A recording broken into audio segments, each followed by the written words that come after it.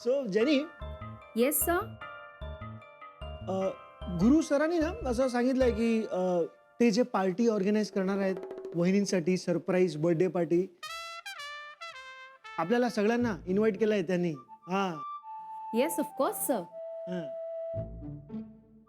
Sir पण कुठे आहे पार्टी? हे आपले ते काय ते हॉटेल, ती आपली new horizon hotel, new horizon. अच्छा, न्यू हॉरायझन. Okay sir. हो हो, चला कामाला लागूया. पार्टी वाटीचं नंतर बोलूया. आहा. काय म्हणजे हॉटेल न्यू हॉरायझन. ते न्यू होरायझन का?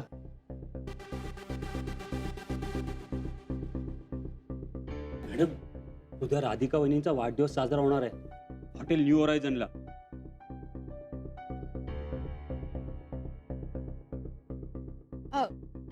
नारकर तुम्ही जा, थँक्यू. येतो मॅडम.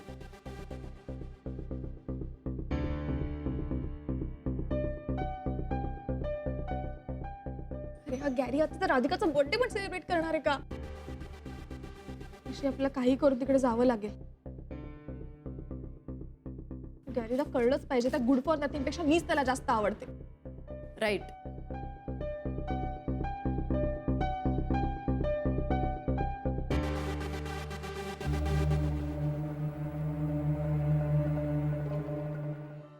बरं झालं मिस्टर गुप्ते, तुम्ही आत्ताच भेटलात. का काही विशेष? हो, आनंदचा फोन आला होता. राधिकाचा बर्थडे आहे ना उद्या. तुम्हाला माहित नव्हतं? हो, ऑब्व्हियसली माहिती होतं, पण तो म्हणाला गुरु तिला सरप्राईज पार्टी देणार आहे. वा, मस्त आहे की मग.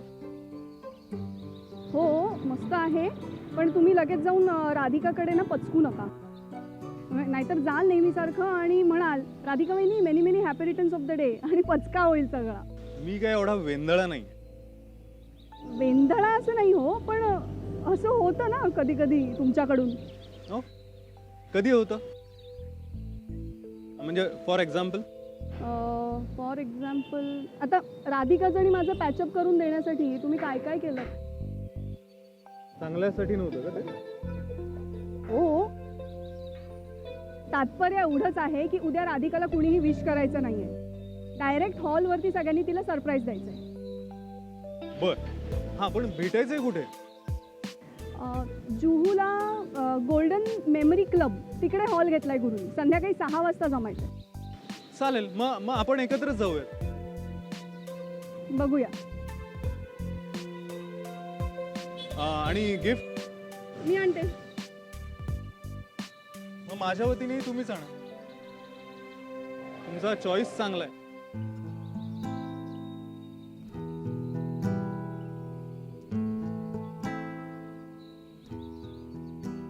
एकही संधी सोडत नाही ना तुम्ही दुसऱ्याला पिडायची. हे बा, असं म्हणतात की पिडतात आपल्याच माणसाला.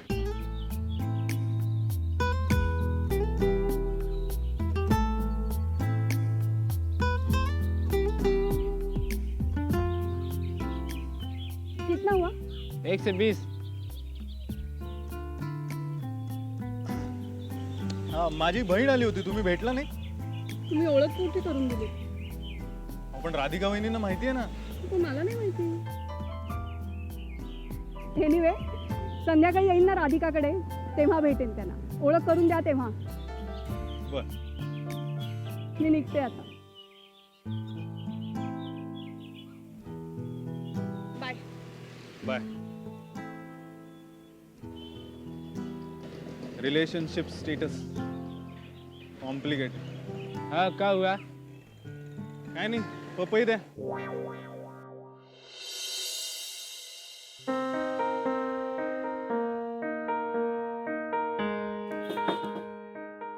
कोणी आहे का घरात?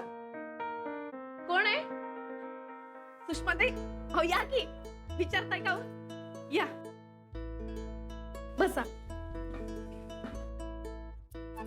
पाणी घेऊ का? नाही नाही, नको नको. काय चाललंय?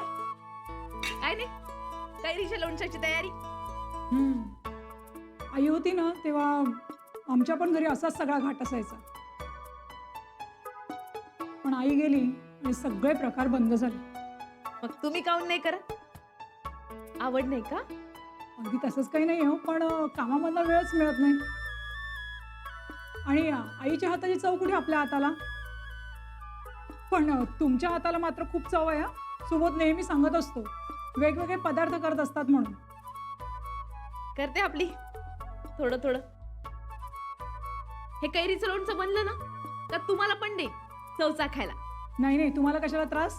हो, त्रास कसला? आपल्या माणसांचा थोडीच त्रास होतोय. तुम्ही मला आपलं म्हणाल. मी गुप्ते भाऊंच्या बहीण ना,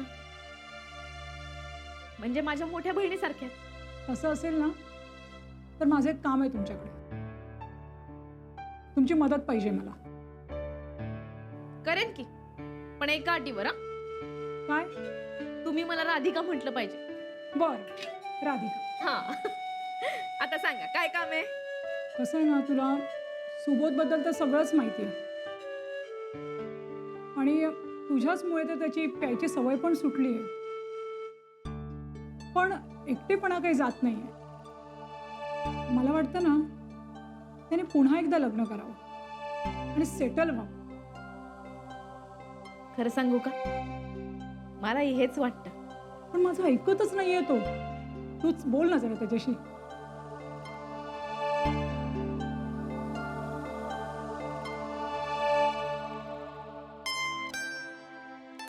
हसलीस का? नाही, काही नाही. बर, तुम्हाला म्हणून सांगते. म्हणजे आमची मैत्रीण आहे रेवती म्हणून.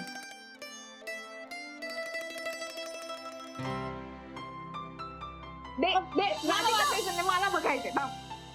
Happy Valentine's Day. Same to you. काहीतरी करू नको, इकडे दे. त्याने फक्त विश केलं. हो का?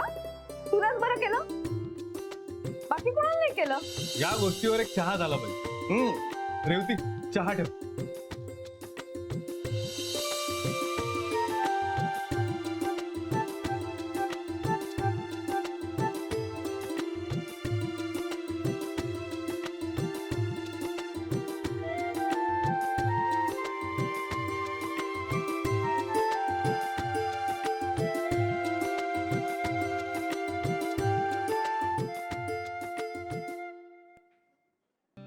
असा विचार काऊन करताय? नाही, ती मुलगी सुबोधला वडील म्हणून स्वीकारेल.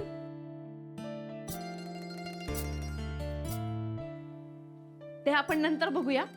आधी रेवतीशी बोलून तर घेऊया. ते काय, आधीच्या लग्नाच्या अनुभवाने मन कडवट झालंय तिचं. मला असं वाटून राहिलं का तुम्हीच बोलावं तिच्याशी. तिच्या मनात गुप्ते भाऊंबद्दलचा विश्वास तुम्हीच निर्माण करू शकाल. हो हो, भेटेल ना मी तिला. पण कधी? लवकरात लवकर. काय का संध्याकाळी मुलं खाली खेळायला जातात, त्यावेळेला आपण रेवतीला भेटू शकतो. त्या दोघांचं जमलं ना तर माझ्या इतका आनंद कोणालाच होणार नाही.